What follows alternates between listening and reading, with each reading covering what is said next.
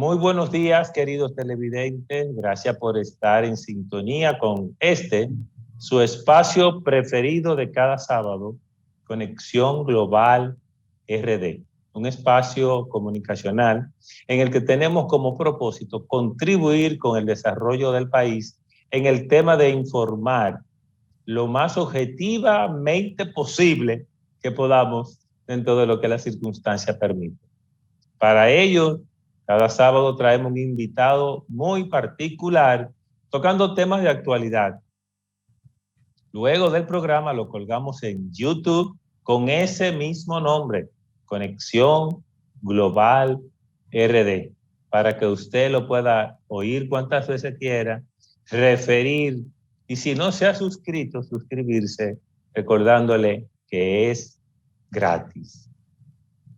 Por supuesto, hoy no es la excepción y tenemos un invitado muy particular que es miembro del staff de producción de Conexión Global RD. Nos referimos a un magistrado, a un ex magistrado de Suprema Corte de Justicia en la República Dominicana, uno de los escalafones más elevados en el que un dominicano puede llegar en tema de responsabilidad profesional en el caso de nuestro invitado en el área jurídica. Nos referimos al ex magistrado, al magistrado y ex juez de Suprema Corte de Justicia, Robert Placese, a quien formalmente le damos de nuevo la bienvenida a su espacio. Magistrado, bienvenido. Muchas gracias, Escalante, y a la vez saludo a ese distinguido público que siempre está conectado con tu espacio, porque este es un espacio que se caracteriza no solo por informar, sino en desarrollar una metodología de evaluación de los acontecimientos y de los temas, porque a las personas y a los televidentes hay que orientarlos, y no solo suministrando una información, sino que como responsable que eres, te empeñas en que esas informaciones sean evaluadas para así que el público tenga una idea acabada. De manera que soy un aliado tuyo por eso en este espacio, y ya extrañaba que hace un tiempo no me invitaban. Sí, tienes razón. Bienvenido todas las veces que nosotros le hemos estado faltando en no invitarlo, cuando Víctor mismo decía hay que traer al magistrado. Magistrado, nosotros tenemos un tema hoy, por supuesto, dentro de lo que se está tratando en el ámbito jurídico nacional, con la justicia local. Estamos viviendo unas situaciones de unos cuantos casos de corrupción, el tema de unos temas de prisión preventiva. Pero yo quiero en este primer bloque que usted por favor nos dé su opinión, es objetiva, como siempre, de qué le parece este tema de corrupción que se ha estado moviendo en estos últimos años en la República Dominicana.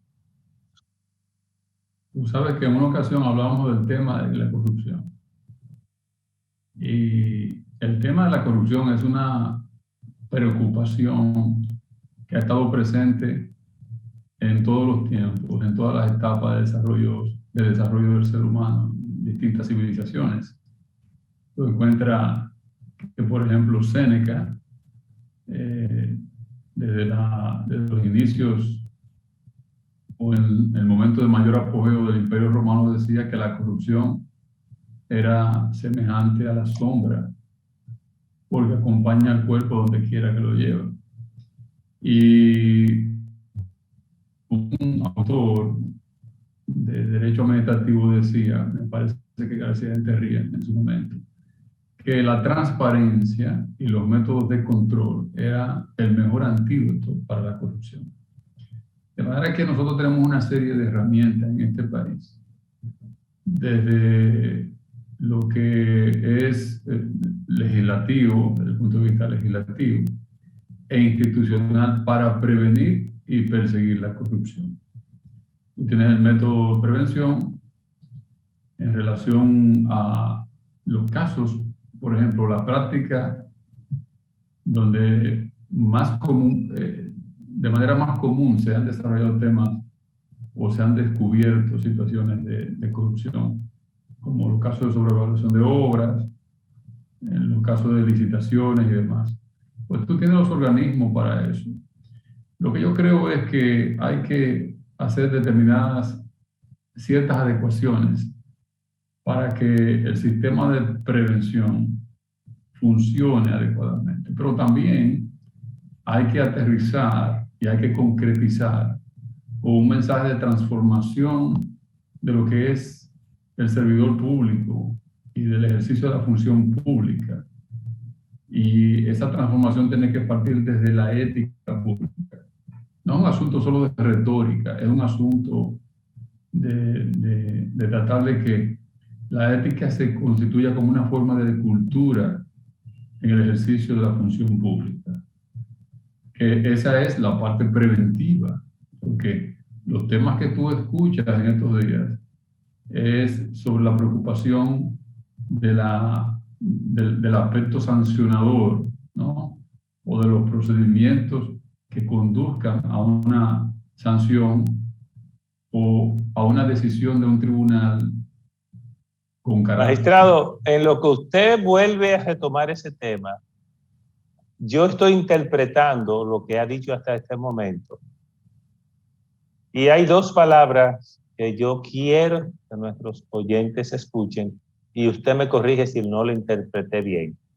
Lo que usted está diciendo es que lo que se refleja con todo lo que está pasando en la República Dominicana, que digamos de paso, no es solo de los gobiernos pasados, sino que es desde que somos república, es una falta de control efectivo del manejo del dominio de lo público. Eso es lo que yo estoy interpretando. O sea, nosotros estamos fallando sistemáticamente en los controles, porque por eso no hay prevención y por eso no hay transparencia, porque los controles están fallando, magistrado. ¿Le entendí bien? Sí, sí, así es. Por ejemplo, tú ves situaciones que están reguladas, pero el funcionario obvia determinados procedimientos y lo maneja de manera discrecional.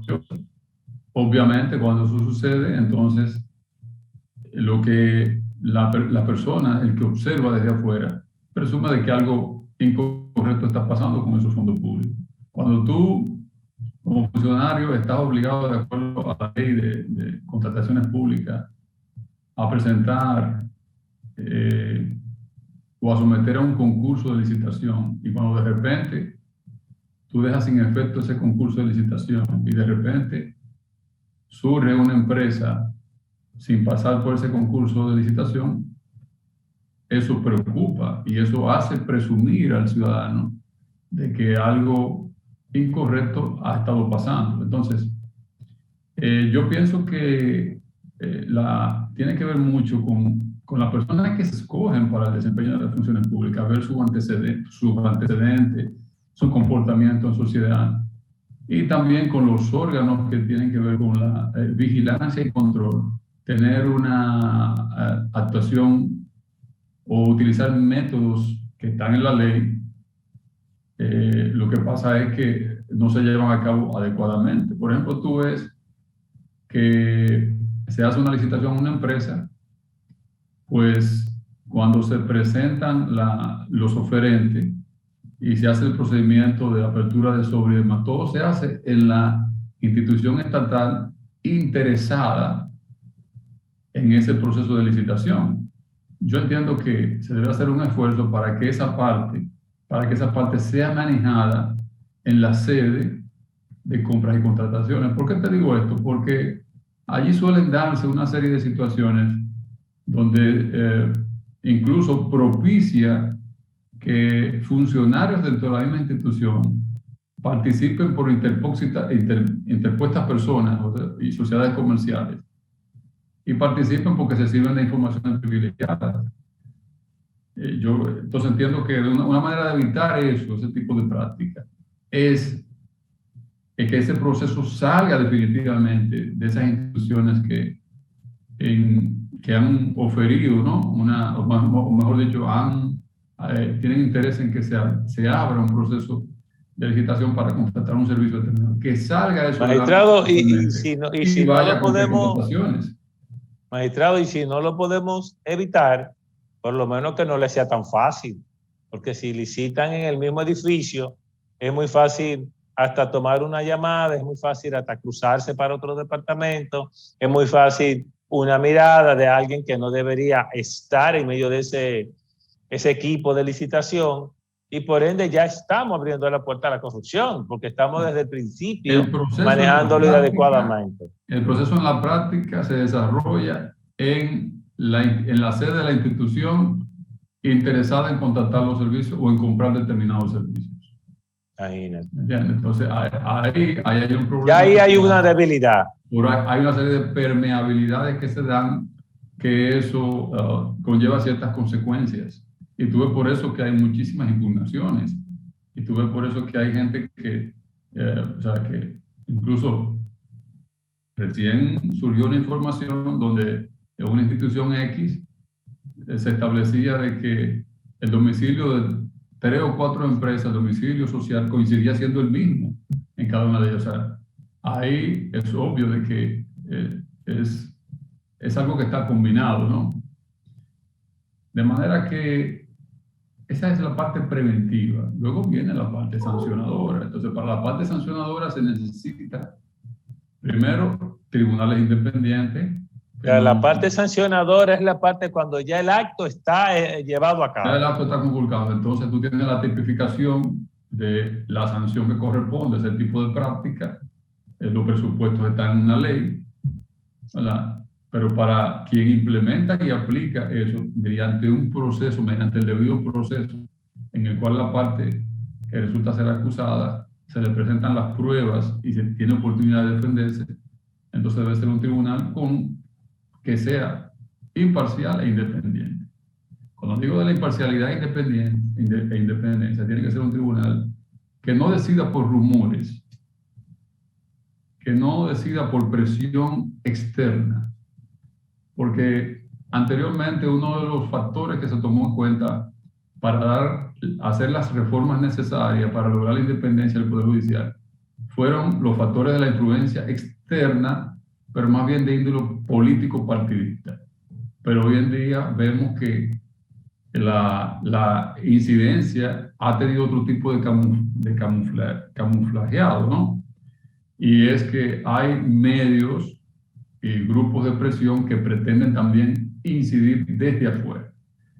Muchas veces a través de opiniones públicas, muchas veces hasta haciendo pronunciamientos intimidando al juez que ve un momento determinado o puede ver un momento determinado una posible suspensión por el simple rumor, y hasta, como tenemos un sistema de carrera donde el juez tiene derecho a determinado tiempo a aspirar a ascender, hasta ver afectadas sus aspiraciones en el sistema de carrera.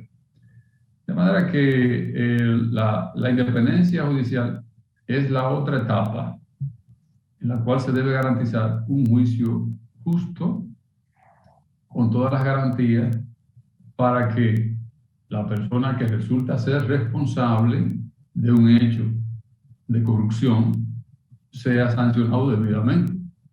Y el que de las pruebas no se permita destruir lo que es la presunción de inocencia que está consagrada en la Constitución, porque déjame decirte, en los tribunales populares, como yo llamo así, los tribunales mediáticos, antes de la persona ir a un juicio de fondo ya está condenado, la opinión pública lo tiene condenado, desconociendo una garantía de la Constitución que es la presunción de inocencia. Exactamente. Eso es bastante delicado, porque eso refleja una pobreza institucional colectiva, donde un pueblo que no tiene realmente una educación judicial, independientemente de que no sea abogado o no sea juez, opina como le parece y crea su propia sentencia. Pero mire, magistrado, de eso, de cómo inicia el proceso con la famosa prevención de prisión, que nosotros necesitamos en Conexión Global RD, que usted nos ayude a entender ese proceso de esas medidas, 6 meses, 18 meses, 21 meses, si no tiene límite, si puede inclusive sustituir una sentencia en el próximo bloque de Conexión Global RD. Quédese ahí y escúchelo de la boca del magistrado Robert Plasencia.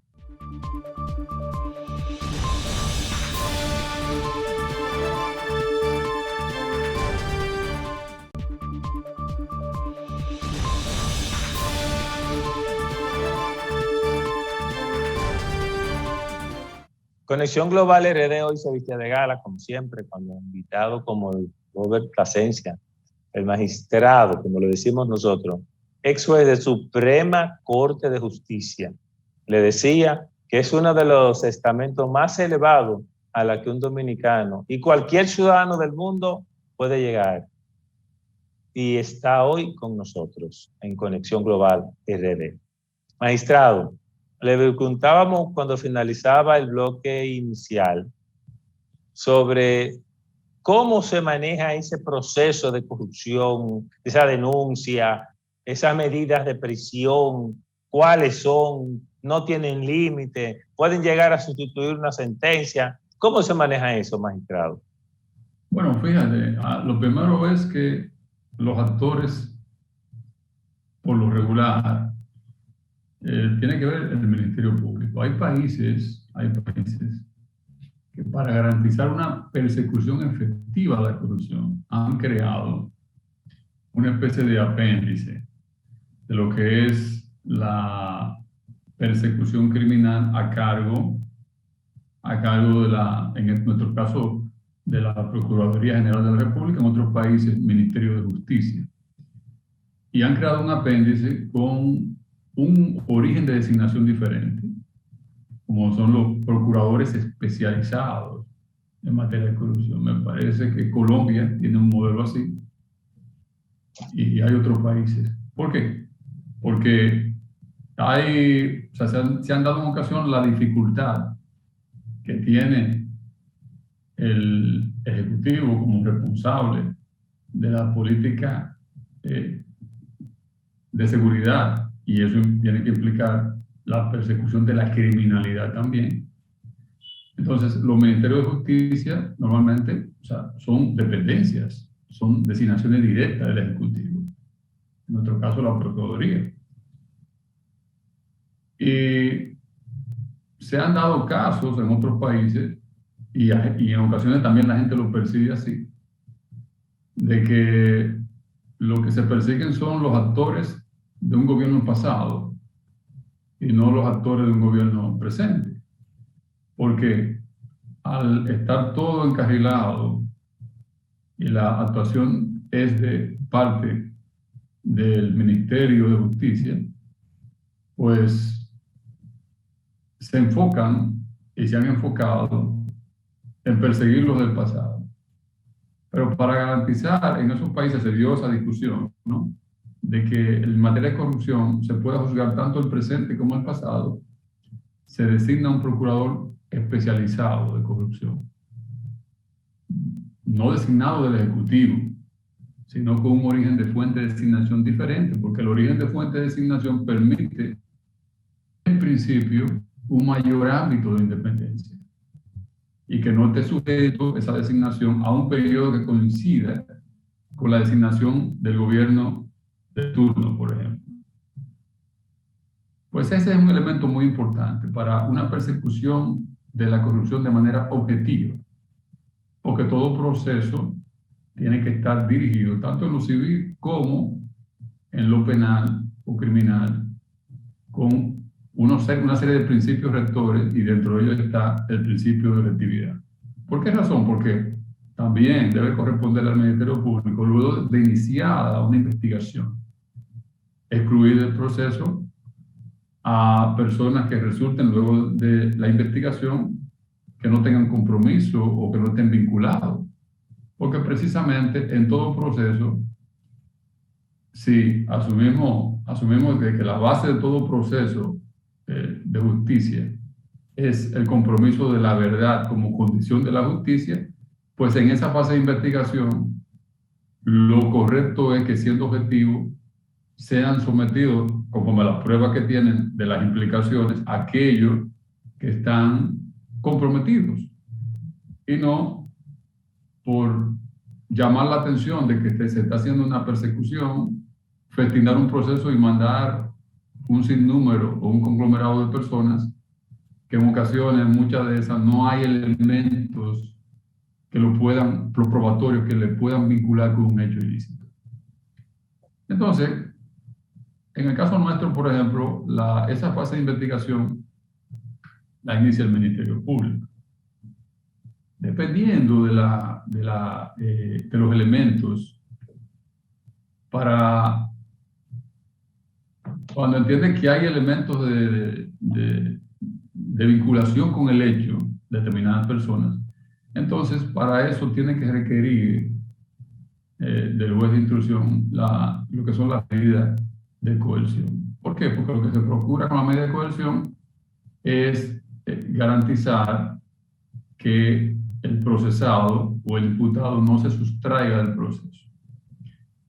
Nuestra Constitución tiene, en el catálogo que tiene que ver con las garantías y las libertades de las personas, tiene que, dentro de lo que es las medidas a imponer, tiene como excepción la prisión. El tema de la prisión... O sea, magistrado, cuando usted dice como excepción la prisión, usted quiere decir que esa es la última opción en un proceso. Y ese no hay de otra. Claro. Y tiene que estar justificada acorde a la gravedad del hecho, a las circunstancias del hecho. Por ejemplo, que la persona fuera en la calle hasta el imputado corra peligro su vida, porque el interés de un proceso es que concluya ese proceso con ese imputado, ¿no? Porque las declaraciones de esa persona también pueden servir para extender el proceso hacia otros. Pero si esa persona, por ejemplo, en libertad, la garantía de su vida no está asegurada, bueno, habrá que tomarse otro tipo de medidas, ¿no? Como por ejemplo ese tipo o prisión domiciliaria que tenemos ese método, que es una modalidad de restricción de la libertad también, porque nada más no está la prisión preventiva, hay otras modalidades de restricción de libertad: impedimento de salida, prisión domiciliaria, presentación periódica. Y el tema de la prisión preventiva ha sido discutido incluso en otros litorales. Por ejemplo, en el Tribunal Europeo de Derechos Humanos, en relación a lo que es el Convenio Europeo de Derechos Humanos, establecen, y asimismo prácticamente ha establecido la Convención Interamericana de los Derechos Humanos en el Pacto de San José, Costa Rica, que toda persona tiene derecho a ser juzgado en un plazo razonable o ser puesta en libertad durante el procedimiento. Lo que significa que si durante ese procedimiento que él entra, la persona tiene que entender que toda persona imputada es imputada, pero no es culpable hasta que no haya una sentencia que lo decida. Porque la persona tiene una de las garantías constitucionales, que es la presunción de inocencia. Y hasta que se demuestre lo contrario. Exacto. Con una sentencia ya irrevocable. Así mismo. Entonces, ese convenio y la Corte Interamericana también lo ha establecido, que dure el procedimiento, hay que entender el proceso de juicio, debe estar garantizada la libertad. Esa es la regla, ¿verdad? Ahora, el plazo de la detención, en algunos países, las normativas no establecen, en caso de limitar la libertad de la prisión de las personas por vía de lo que es la prisión preventiva, no establece un límite. Pero esos convenios internacionales, y de acuerdo también a la Constitución de esos países, han tenido que razonar o interpretar lo que es el plazo razonable. Perdóneme, magistrado. Déjeme aprovechar eso que usted acaba de decir, porque quiero ver si lo interpreté y asegurarme que mis televidentes igual. O sea, que realmente la prevención no tiene límite, excepto lo prudencial. No. En el caso nuestro sí hay límite. Yo te estoy refiriendo que hay países que eso hay que tenerlo claro, su sistema normativo de acuerdo a su realidad social. Ok. Y en materia penal, ningún juzgador ni ningún ministerio público puede pretender sustentar una acusación de una persona en base a disposiciones análogas de otros países. No. Tiene que, el principio de legalidad implica las normas o las reglas que existen en el ordenamiento nacional. Yo no me puedo ir a hacer una inferencia de que en tal país la prisión preventiva puede durar 3 años. No, yo tengo que remitirme a lo que decimos acá. En ese sentido, el artículo 241 del Código de Procedimiento Penal establece en ese caso excepcional cuál es el límite de la prisión preventiva. Y te establece un límite de 12 meses y excepcionalmente hay otra disposición más adelante que, dependiendo de la complejidad, no podrá exceder de 18 meses. Lo que significa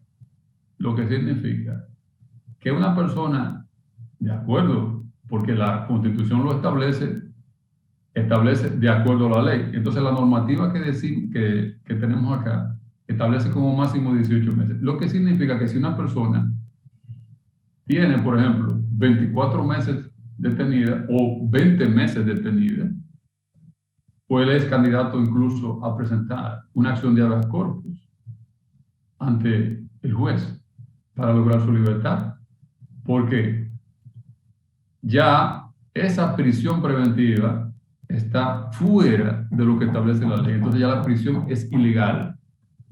Es ilegal. Y desborda también los límites. Entonces, magistrado, ¿qué debe pasar cuando la prisión preventiva, y si nos ayudan un poco con algo que se llama ruido, ¿qué debe pasar cuando la prisión preventiva se vence? O como lo que acaba de pasar con el señor Alexis Medina Sánchez, por ejemplo, que su prisión preventiva se completó. ¿Qué debe pasar? ¿Debe haber un juicio de fondo? Él pues ya se fue a su casa. Sí, yo vi algo que me preocupó bastante. Vi personas pronunciándose en relación a ese juez que actuó de acuerdo a la ley, porque la ley, él no podía. Ya Juan Alexis Medina Sánchez cumplió su condena preventiva en ese lugar, ¿no? Exacto, él no podía ya permitir más de allá, porque incluso ya se vería entonces incluso una especie de arbitrariedad generada en el mismo Poder Judicial. Claro. Y eso afecta negativamente al sistema de garantía. Entonces, el juez actúa correctamente, porque el juez también está pegado a la ley, a la Constitución, tiene que respetar eso. El juez no puede actuar en base a lo que un rumor o lo que el ruido lamentablemente no es la guía de lo correcto. El ruido es algo superficial. Para tú deducir si algo es coherente o una información es correcta, también tú tienes que, eso que te llega, tú escudriñarlo. Y yo le invito a los ciudadanos que se lean la Constitución, porque como puede estar un ciudadano en esas condiciones un día, le puede tocar a ellos también. Entonces, volviendo al tema. Magistrado, disculpe esta pregunta. Una pregunta. Entonces, ¿cómo interpretamos el tema particularmente de Juan Alexis Medina Sánchez o de esos imputados con relación a que él tiene un arresto domiciliario? Se cumplieron los 18 meses. Entonces se le da un arresto domiciliario. ¿No debería estar en la calle aunque le estén haciendo un juicio? Pudiera también, pero el juez dispuso un arresto domiciliario. Eso lo contempla la Constitución nuestra. Lo contempla el Código Procesal Penal. El Código Procesal. La medida de prisión, porque ya la prisión como tal ya excedía el límite de ley. Y entonces le varía la medida. Podía variársela tanto con esa, como también podía variársela con una presentación periódica nada más y teniendo libertad normal. Eso está dentro de la ley. Lo que el ciudadano tiene que entender es que tanto una persona con una medida de coerción no implica, porque hay una especie de manipulación y de falacia en muchos comunicadores que confunden las instituciones, lo que es la duración del proceso y lo que es la duración de la medida de coerción. Lo primero es que, concluida la medida de coerción, por ejemplo, en este caso, se agotó la prisión, se la variaron. Eso no significa que la persona ha sido descargada, porque el juicio de fondo, el juicio que está encargado, el proceso que está encargado de conocer las pruebas, poder determinar si esos elementos probatorios comprometen la responsabilidad de esas personas, si esa persona cometió eso, y si eso que ella cometió está tipificado en una disposición, y si esa disposición prevé una sanción para eso. Eso es en otra etapa del proceso, a la cual habrá que esperar.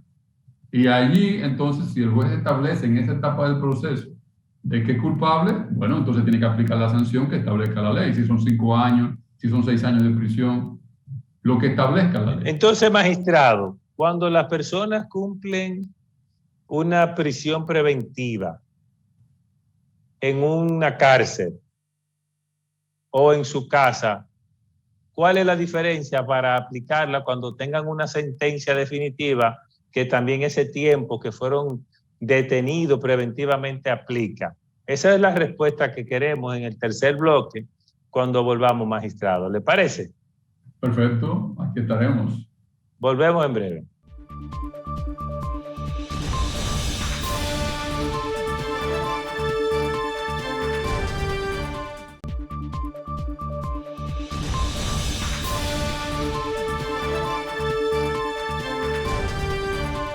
Aunque en la República Dominicana hemos tenido muchos casos de corrupción ante la justicia, no todos han sido juzgados justamente, esa es la verdad.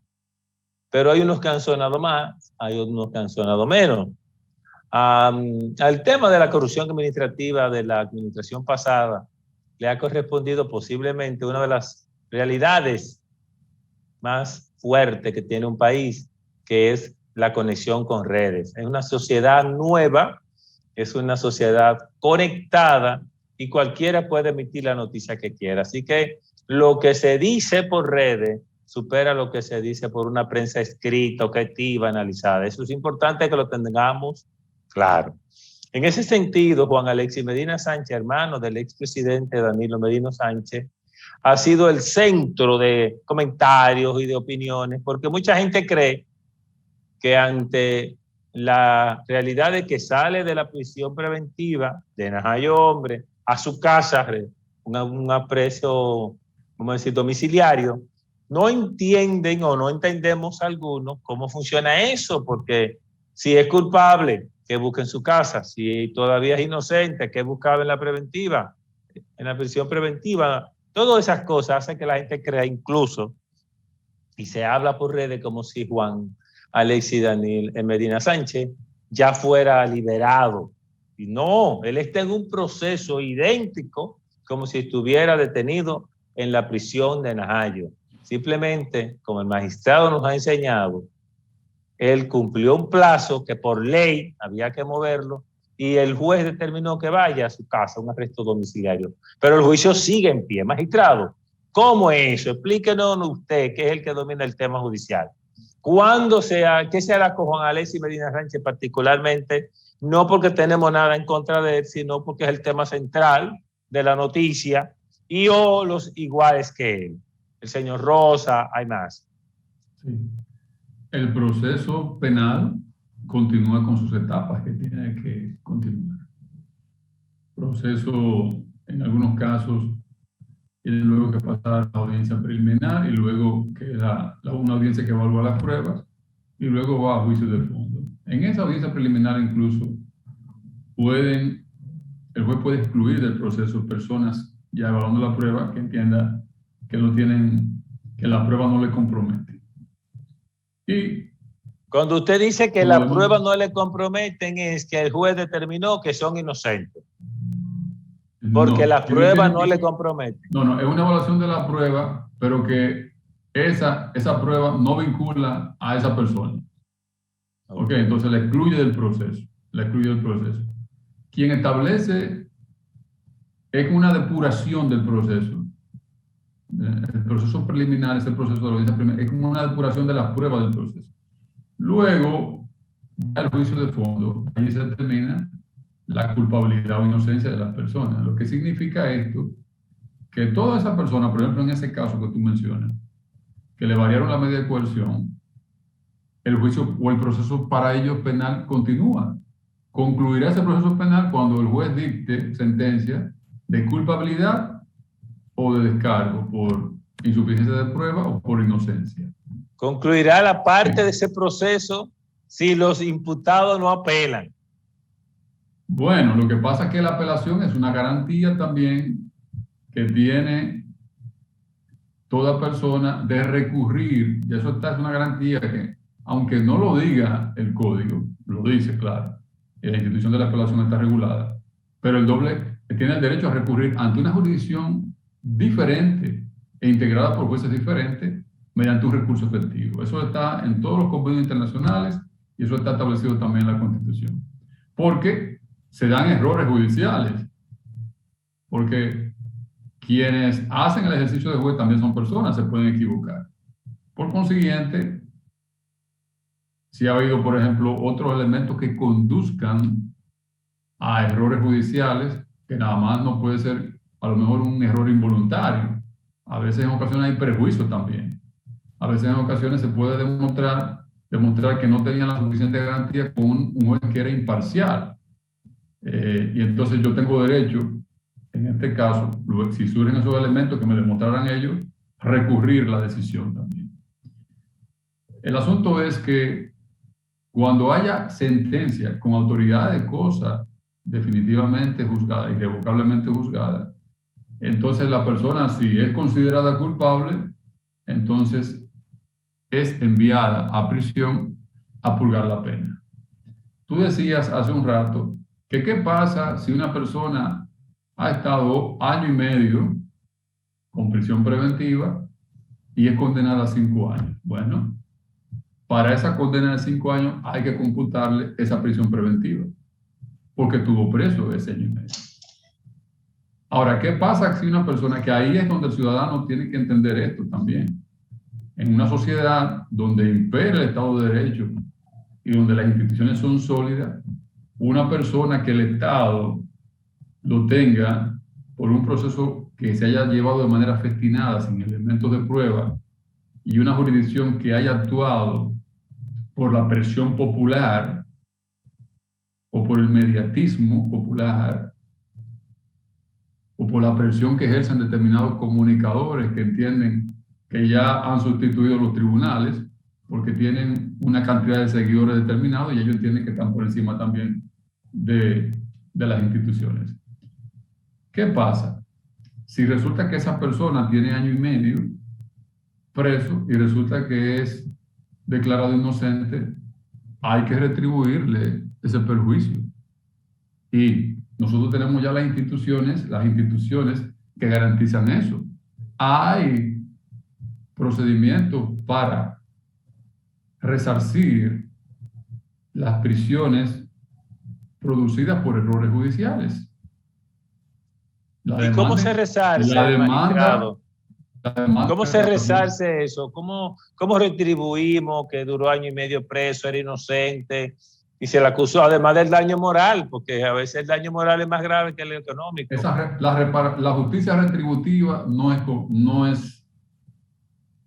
es verdad que por vía de la justicia retributiva la persona es reparada satisfactoriamente.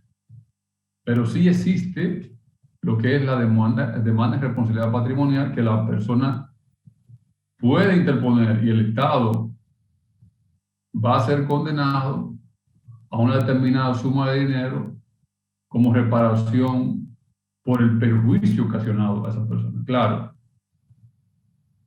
el desajuste, el sufrimiento a la familia y a lo mejor la afectación de sus hijos si eran menores que iban creciendo y el estigma, eso no tiene una reparación efectiva, porque en ocasiones deja secuelas en esos adolescentes que se desarrollan con ese estigma y luego reproducen ese tipo de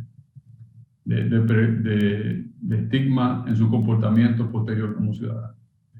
De manera que por eso es que hay que tener cuidado, que la prisión preventiva cuando se da, hay que entenderla que es excepcional, y yo como juez lo haría si yo evalúo que los elementos son bastante contundentes a prima facie.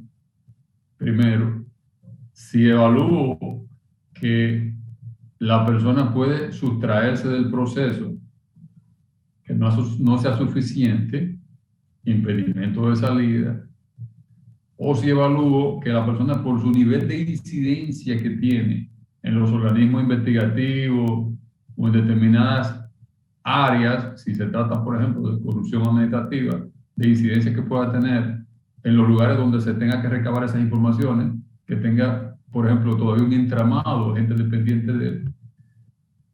Si se evalúan esos elementos, que él pueda constituir un obstáculo para la obtención de la prueba o manipulación de esa prueba, entonces eso podría dar lugar a yo pedir un tipo de o prisión preventiva o prisión domiciliaria. Fuera de esos casos, por eso que está establecido de manera excepcional, fuera de esos casos, toda persona tiene derecho, por la presunción de inocencia, a que se le garantice su libertad dure todo el procedimiento o todo el proceso que se desarrolle, ya sea en la etapa investigativa y ya sea en la etapa del mismo proceso donde se conozcan los hechos ante una jurisdicción. Eso, magistrado, siempre y cuando el imputado esté detenido en su casa preventivamente o en el ministerio o en la prisión. Pero si, por ejemplo, está libre y va con, vamos a decir, lo único que tiene es un impedimento de salida, ¿cómo se contabiliza eso? Que pueda, por ejemplo, ir periódicamente, pero no puede salir del país. Ahí lo que se está contabilizando, se contabiliza desde el punto de vista normativo, es el hecho de estar preso. Detenido, que no es, o sea que si está en su casa no cuenta. No. Aunque ejemplo, no pueda salir. Por ejemplo, resulta que hay un tipo de... Hay un juez que le llama el juez de la ejecución de la pena. Y tú, en determinada etapa de lo que es el cumplimiento de la pena, tú puedes optar a una modalidad de ejecución hasta una parte de la pena. Yo diría que pudiera interpretarse que si le varían la modalidad del cumplimiento de la pena, ya con sentencia definitiva, por un estado quizá de salud, un estado emocional, podría tomárselo en cuenta el tiempo que también duró como medida de coerción en el caso del arresto domiciliario. Entonces, que pudiera tomárselo en cuenta el juez de la ejecución de la pena. Pero ya eso es una etapa donde ya estamos hablando que una persona está presa, condenada, y de acuerdo a determinados parámetros de comportamiento y cumplimiento en la cárcel, pudiera, y hasta por condición de salud, pudiera optar por situaciones como esas. Ya. Magistrado, hay algo que se llama tiempo, que es la vida, que es todo, porque es lo único que no hay manera de controlarlo. Usted puede controlar lo que hace con cada día, con cada hora, con cada minuto, pero realmente usted y yo no controlamos el tiempo. Nadie lo controla. Controlamos los eventos que decidimos hacer en esas horas del día, pero ni usted ni yo lo controlamos. Magistrado, en ese sentido, ¿cuántos meses, años, para cuántos años deberíamos estar preparados dominicanos para tener una sentencia definitiva y irrevocable en casos como estos que se están ventilando y anteriores, pero los frescos son los que más se ventilan? Caso Medusa, el Antipulpo, casos de una corrupción impresionante. Ahora se está hablando de alguien que se menciona con 16.000 millones y pico de pesos más, no se sabe 200 millones. O sea, aquí se está hablando de millones como que el dinero no tiene valor. Pero siempre en un mismo círculo, muy cercano a alguien.